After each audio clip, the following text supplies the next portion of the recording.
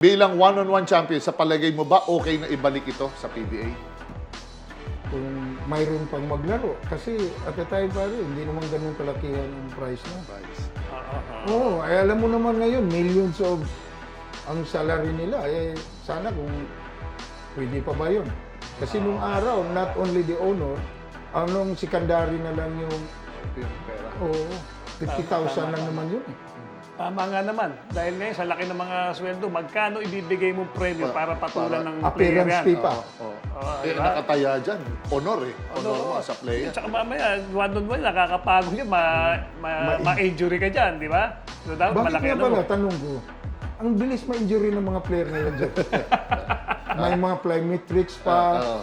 Nag-usap nga kami ni Alvin eh. Sabi niya, Kuya, di ba wala naman tayong ganyan? Wala naman. Wala. Pero hindi naman tayo na-injured. Sabi ko, Station lang tayo. oo nga eh. Calisthenics, Kasi yun, wala. sa tingin ko dyan, yung recovery ng muscle. Nakakulang. Yung recovery, kulang eh. Masyadong hirap na hirap. Tapos kinabukasan, ito na naman. Ano yan, yung ako na-experience ko yan, Jerry, in my last years sa PBA. Resto. No, Grade sa eight. Pepsi. Pepsi. Under ni Monfort. ni Derek. Derek Pumarin. Derek Pumarin. Umaga hapon, eh. Ay na, mahirap. Ganun, mahirap. Umaga So hapon. yung kailangan Kaya mag-recover nga, na. Recovery. Nakabalo tayo pagkatapos. Ang yelo. Saka yung Nakabalo pa siya. trademark ni Manong na Suicide suicide na. drill. Suicide, oo. Oo. Yari Kaya pa. Oo, dahil